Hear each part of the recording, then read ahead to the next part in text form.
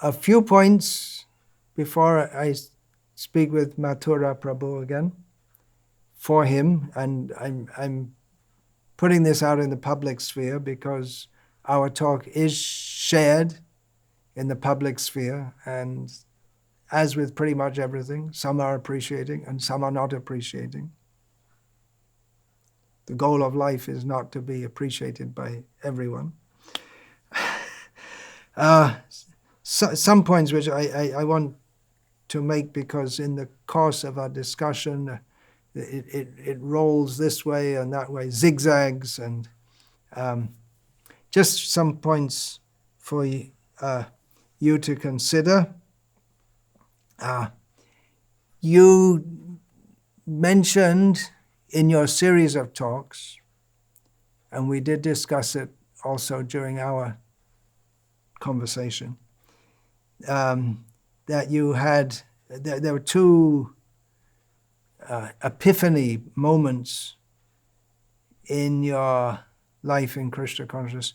One was reading Sri Caitanya-caritamrta, and another was reading Brihad Bhagavatamrita.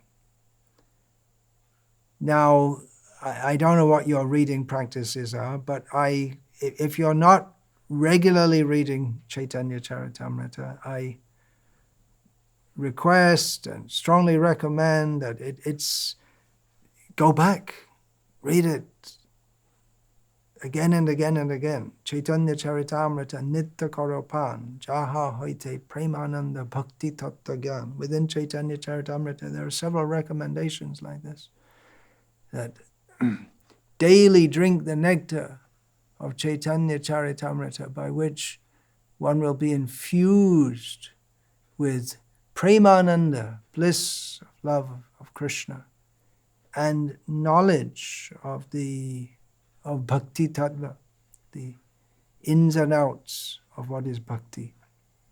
At the beginning of Caitanya-caritamrta,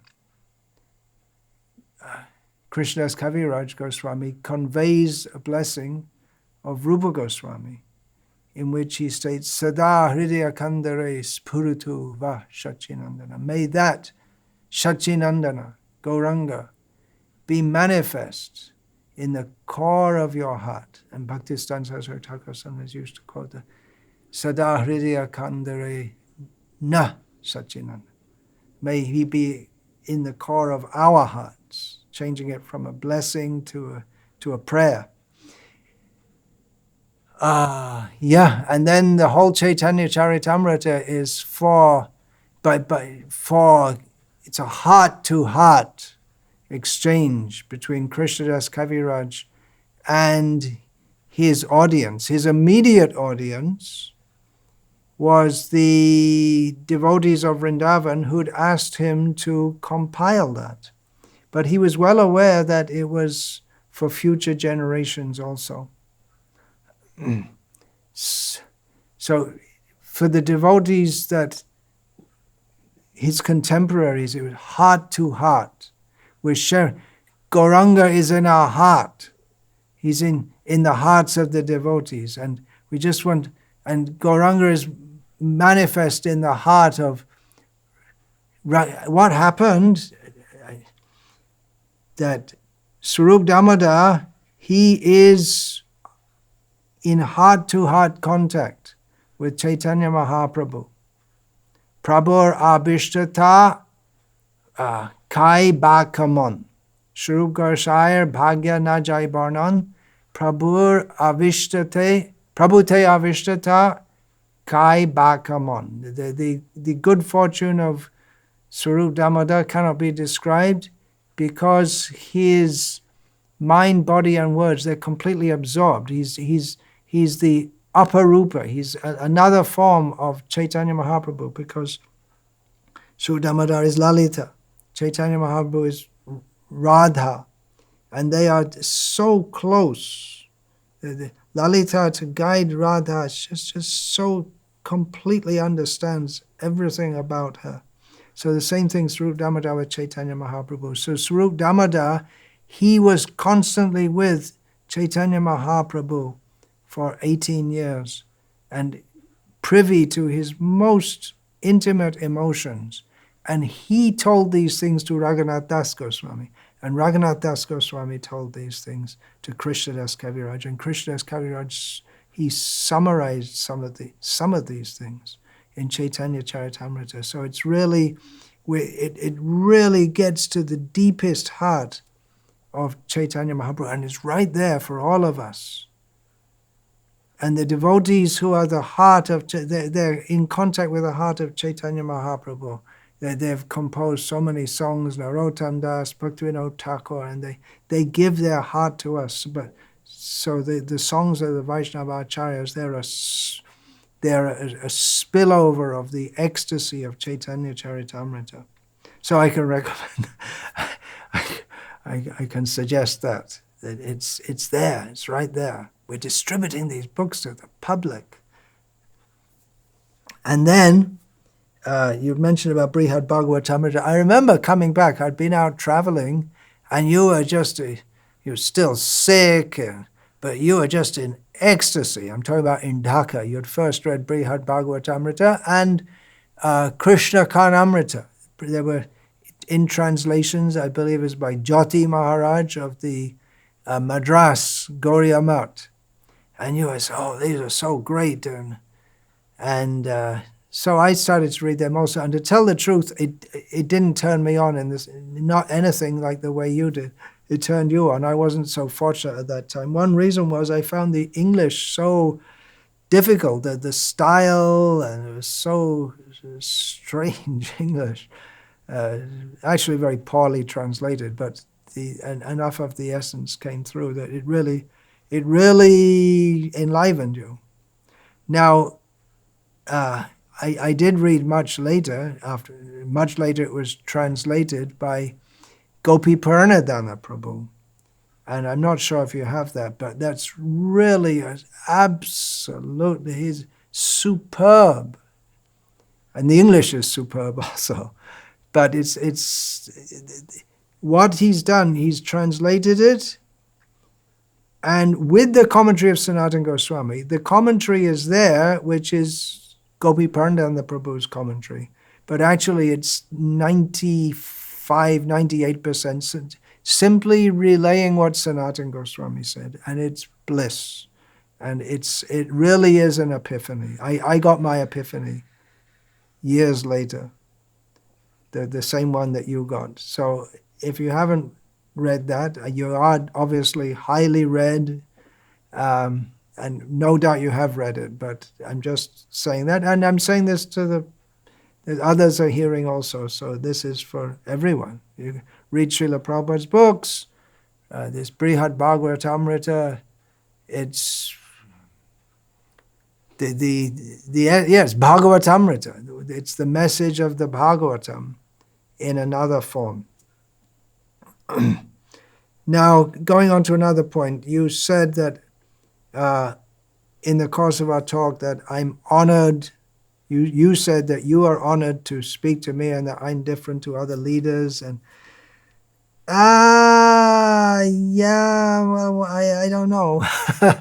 Because why honored? Well, we're honored to have the association of Vaishnavas. That is the gift of Srila Prabhupada to us, coming from the most fallen background in the Western world. But 40 years ago, you wouldn't say, I'm honored to speak to you. We're just friends, right? God brothers. We were out there in Bangladesh, and you were right there pretty much at the beginning, and we didn't have a clue what we were doing. ISKCON was very different in those days. We'd go into virgin territory. Afterwards, I went into Thailand, and it's just short distance from Bangladesh, but it's just such a completely different field, and how to crack it, I think we still haven't really cracked it. No, we haven't. It's so tough with the Buddhism. What a contrast. People are very nice, but to get into their hearts is very difficult because they don't believe they have any hearts. They're Buddhists. Hardcore Buddhism. Thailand means hardcore Buddhism. Theravada Buddhism. a real original Buddhism, you could say. So, yeah, those were pioneering days, and there's excitement in that also, to go into a place where, of course, in Bangladesh, by no means was it that Krishna consciousness of Chaitanya Mahaprabhu had never been there, but ISKCON had never been there. Just trying to relate to the environment and make contact with the people and try and understand them, just like Srila Prabhupada went to the West. And he spent a little time before he really got into the heart of American society, or you could say into the dregs of American society, actually. And when he went to the Bowery by circumstance, but he clearly, when Srila Prabhupada was first to the West, he was something completely new, and he was trying to understand what they were doing. So that's what we were doing. There was very different pioneering days, and it was all new and fresh, and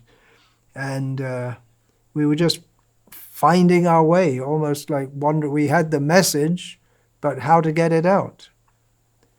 And I remember Rasikda, as we used to call him, saying once that in Bangladesh, that, well, we don't really have to teach the philosophy. They already know the philosophy. We just have to encourage them. And that was pretty much the way the movement was going at the time in Bangladesh, and it's true to a large extent, but I disagreed with him. I disagreed with Rasika on so many things, and still we were good friends. It was amazing. So I disagree. I said there's so many upper sampradayas here and so many misunderstandings.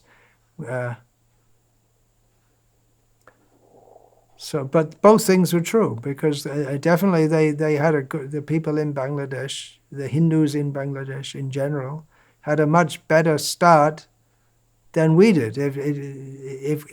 If we just tell them, well, Hare Nama, Hare Nama, many times we go to places and the people would know more Caitanya-caritamrta verses than we did. We hardly knew any. And Hare Nama Eva Kevala, that was written on the walls of so many temples, and they already knew it. So that was true. But what was the point I was making? Yeah, the point I was making, we were friends. And okay, so we went on different trajectories. And by default, I became somewhat of a big wig within ISKCON. By default means, unfortunately, so many of our god siblings, they just fell down, including some of the bigger ones and some of the biggest ones, most of the biggest ones. And some of them left Krishna consciousness altogether. Some of them have left their bodies now. But I'm me and you are you. I am you and you are me, and we are all together. Yeah. And when I look back on those days, although it was a struggle. It was very difficult in so many ways, but that was good, especially for young men to take that struggle for Krishna. And we relished that challenge also. But we were in that together, right? We weren't there together very long, but the whole movement, it was really the beginning days, pioneering, struggling.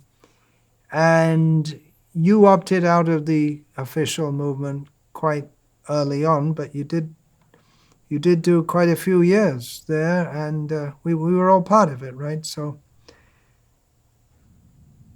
remembering and looking back on those times, I look back on them with, although like I say, it was a hard struggle.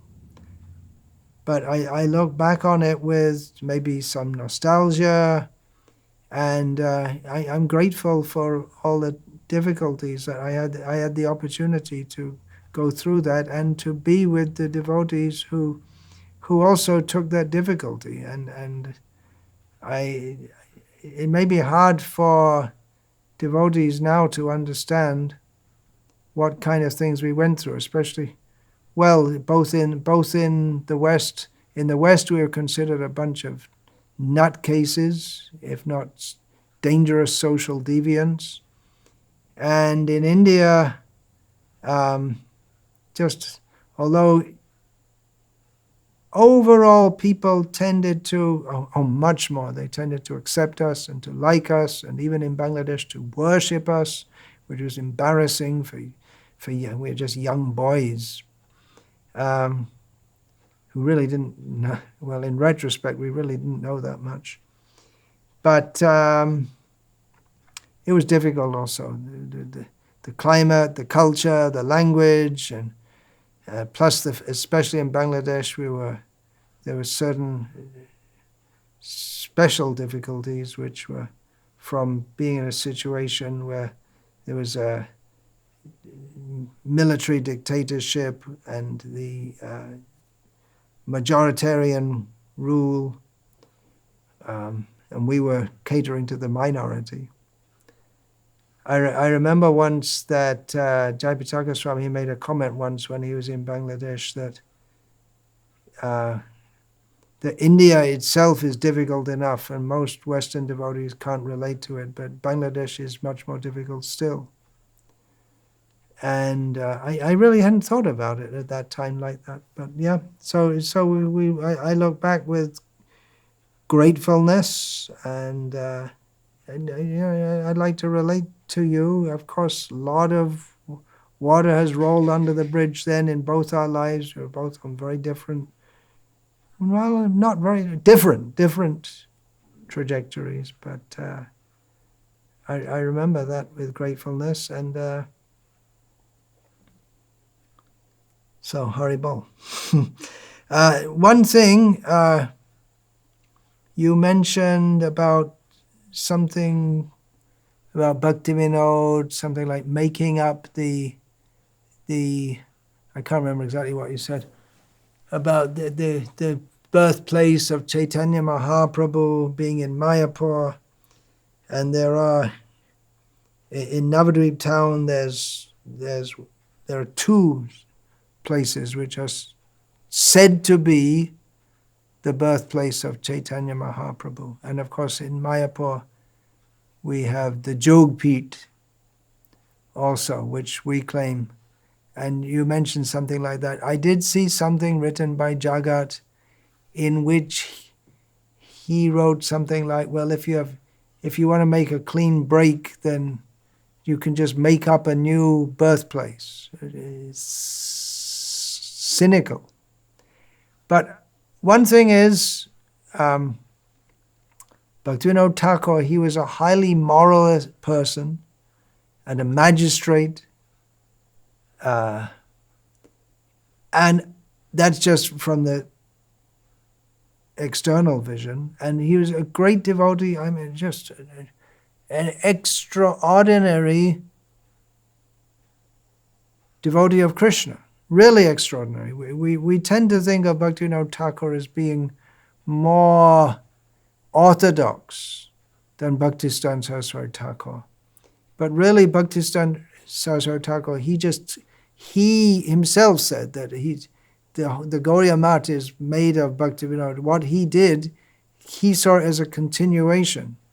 Bhaktivinoda Thakur was very unorthodox in many ways. He didn't just go along with the orthodoxy. He did and he didn't. It's a big topic to get into, which I won't try to do now, but I'm just trying to make the point. Bhaktivinoda Thakur is a towering spiritual figure. And Jagannath Das Babaji Maharaj confirmed that also. And Vangshi Das Babaji Maharaj also. So and Gorky Shordas Babaji Maharaj, they all accepted Mayapur as the actual birthplace. So I don't think it's just you make it up for some religious, political reasons. I don't accept that. And another thing, just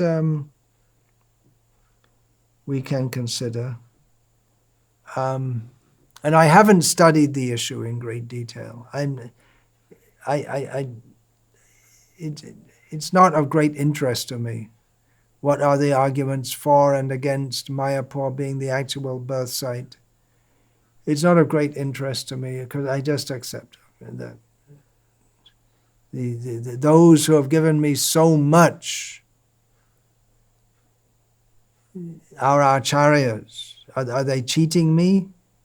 I really, experientially, I just don't feel like that. Do they have some personal motives? No, I don't accept that. But one thing which is maybe, yeah, I haven't studied the whole issue deeply, or hardly at all, but one thing that is maybe not known by many is that the present town of Navadvip is only 200 years old. It's not that there was the birth site of Chaitanya Mahaprabhu and that was recognized by everyone, and then it's been going on like that for 500 years. No, the present town of Navadvip is relatively modern, because with the moving of the Ganga, then the Ganga in that area of Bengal more or less sticks to a course. Ganga comes, more or less takes a right angle turn just before what is now the Farakka barrage and just before the Bangladesh border. And Ganga coming more or less in, what shall we say, it's an east-southeast trajectory. Once she reaches Haridwar, coming down from Gomukh, Gangotri, and then comes down and merges with all the other rivers of the Prayags, and then comes down to Rishikesh and Haridwar, and then after that she comes more or less on an east-southeast trajectory. And of course, just like at Varanasi, there's a bend in the river, but it's more or less like that. But then she takes a big turn, and that's because of Bhagirath Maharaj, who took a turn. And because Ganga wanted to be going through Navadvip. But anyway, through that area, because the soil there is alluvial clay, that part of Bengal, and it's very soft clay, and it's flat land, and Ganga is running with force. Bhagirath was going as fast as he could, and Ganga was coming up behind, and she's still running with such force all the way. Of course, now the Ganga is dammed in so many places. Dammed, has dams on her, especially up in the Himalaya region, Shivalik. But still, throughout Bengal, she runs. She's flowing very quickly, and in the floods, she just spreads out, and it comes up her banks and just spreads out. So, and I don't think you were there in Bangladesh in the rainy season, but most of the country is just flooded. If you fly over, you'll see a few townships and villages and sticking up, and little villages sticking up. Otherwise, it's just like a big sheet of water. I remember once I was in where was that? That was Sunamganj, I think, in Sylhet district. I remember once I was there in the rainy season, and it was so flooded that it was like the sea all around. you couldn't see where you couldn't see the end of it. So flooded. So the Ganga floods, and then after she settles down, after the rainy season, the course of the Ganga is often changed. It's still basically the same course, but she's changed somewhat. And then you get chores and not thieves, new embankments and this and that. So Navadvip is a relatively new town. And it's not that the original birth site, so-called, has been going on since the time of Chaitanya Mahaprabhu. It was lost under the Ganga floods. The original Mayapur, as it's called in Bhakti Ratnaka, the birthplace. The word Mayapur is not used in Chaitanya Bhagavat, Chaitanya Mangal, Caitanya-caritamrta. It is used in Bhakti Ratnaka, and it's there. Bhakti Ratnaka, of course, came Chaitanya-caritamrta was written about 100 years after Chaitanya Mahaprabhu appeared, a little more maybe. And then Bhakti Ratnaka was still, 150 years later than that. But it was long before the controversy over the birth site came up, because that only came up in the time of Bhaktivinoda, and it said Mayapur is the birthplace. Now, one thing that really should be considered in this regard, and like I haven't studied this is just from my own thoughts. When Nimai and Nitai, it's described in Chaitanya Bhagavat, they went along the bank of the Ganga toward the house of Advaita Acharya. They walked along the bank of the Ganga, and at one point, having had some interaction with a tantric sannyasi, they jumped in the Ganga and floated downstream. But the point here, connected with the birthplace and the place where Chaitanya Mahaprabhu lived, because Advaita Acharya's house in Shantipur is on the eastern bank of the Ganga. So if Chaitanya Mahaprabhu, he left from his house and they walked along the bank of the Ganga, which means they were on the eastern bank, which means Chaitanya Mahaprabhu's house and all the people living there, they were on the eastern bank. And similarly, when Chaitanya Mahaprabhu took sannyas, he swam over the Ganga and then went up to Katwa. Then after taking sannyas, so he's on the opposite bank of the Ganga now from his house and from the place where all the others were living. Srivas and Chandrasekhar and so many others were living there. So he went to the other bank, and then he was wandering in the Radha Desh for some time, for 3 days, and then Nityananda brought him to the bank of the Ganga, and then they crossed over again, and they were again at the house of Advaita Acharya. That means that he must have been on the eastern side when he crossed over to take sannyas. He went to Katwa. And then he crossed over back. He had to cross over back again. So this shows it was on the eastern bank and not on the western bank, as the two purported birthplaces of Chaitanya Mahaprabhu in Navadvip town. They're on the west bank of the Ganga. You have to cross by boat to go.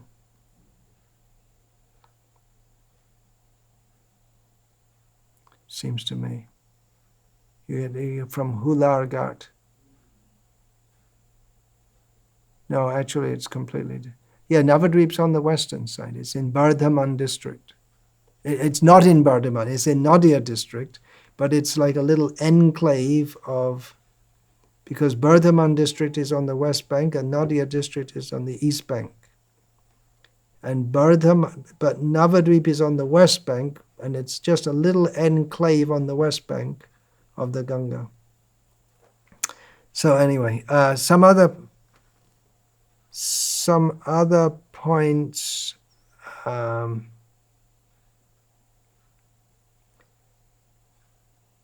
You succeeded in psychologically opening me up. You did a brain shrinking job on me, and something popped out of me that I never really, I suppose I'd never really fully articulated itself, even to myself. So that's what psychotherapists do. So you brought out something out of me which I'd not said before.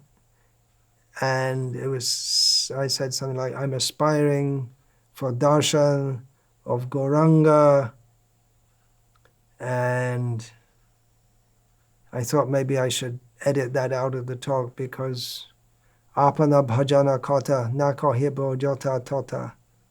We're not supposed to talk about the innermost desires here and there to everyone, but it is in the society of devotees, and among all the millions of stupid things in my heart, there's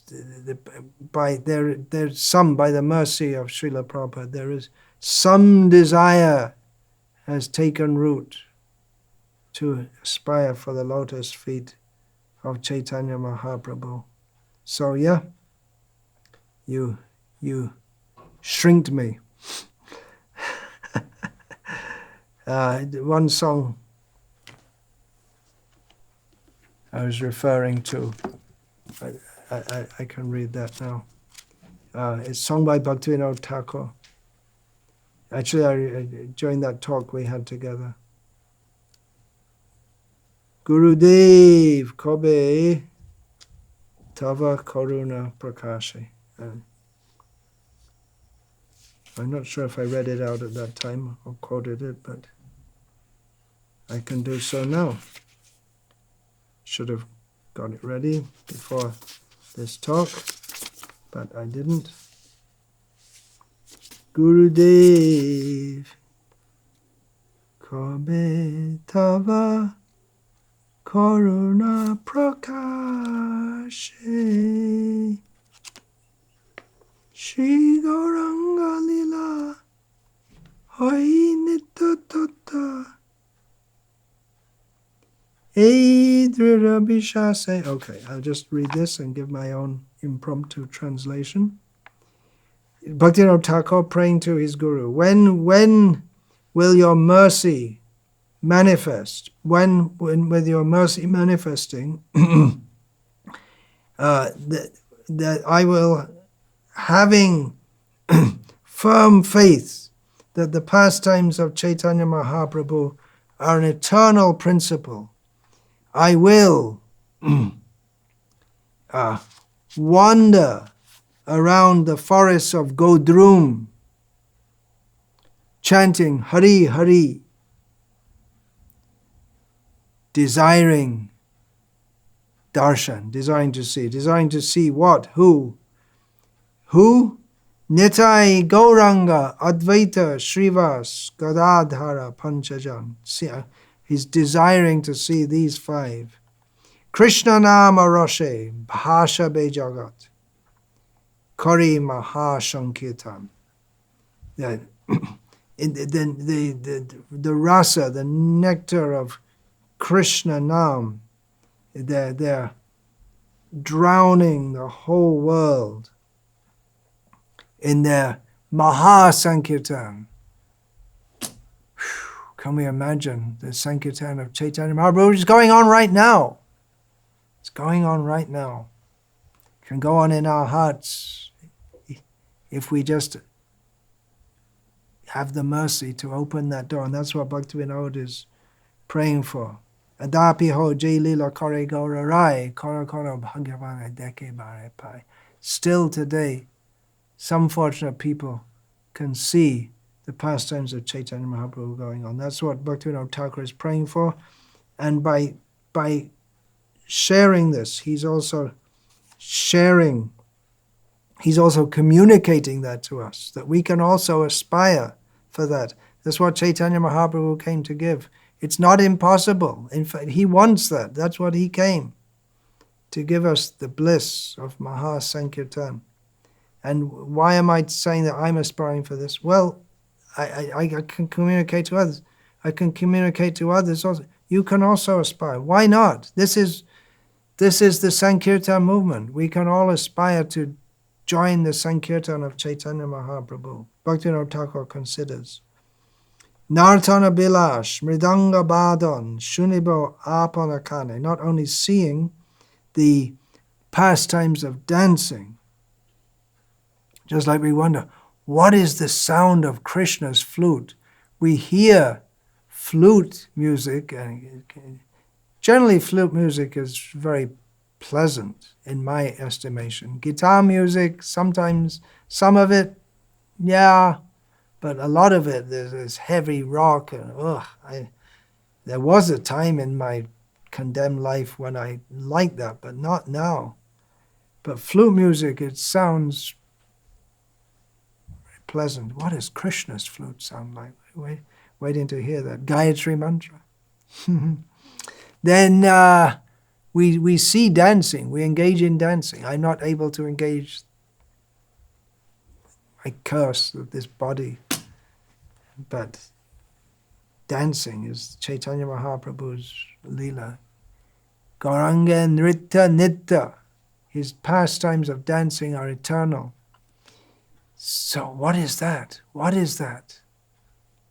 Bhaktivinoda Thakur is implanting within us the desire to see that, and not only to see, but to hear the sound of the mridanga. We hear the sound of the mridanga. It's one thing in Bangladesh, right? Just extraordinarily talented mridanga players are everywhere. That tradition is going on. Mridanga, then they say, I will hear that with my own ears. This is his aspiration. And seeing all this is his aspiration. But just seeing this, seeing. What am I seeing? Ki herinu shokiyaj, in another song, he said, what have I seen today, my dear friend?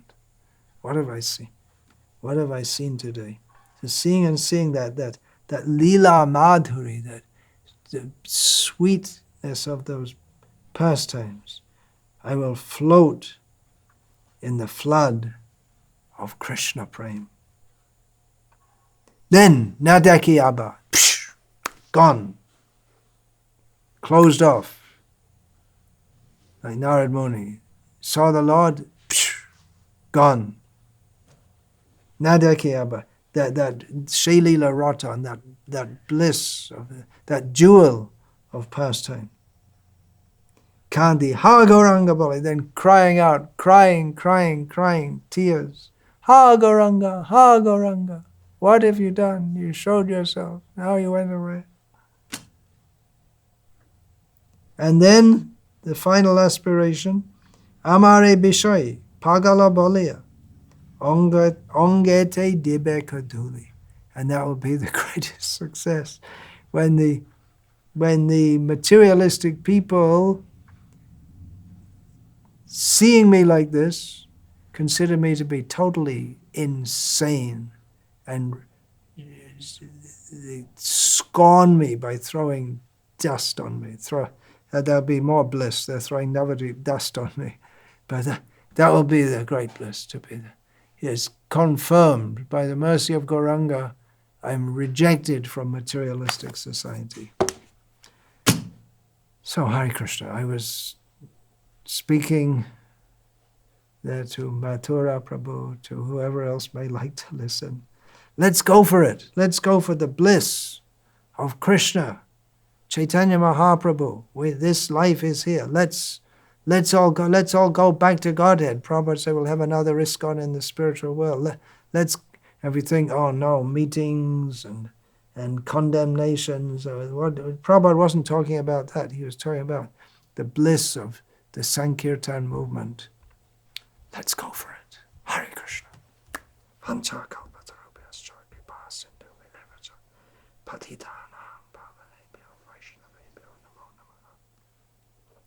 Dante Nitaya Chunakam Padayani Bhakti Kritva Chakakushata Hey Sadhava Sakala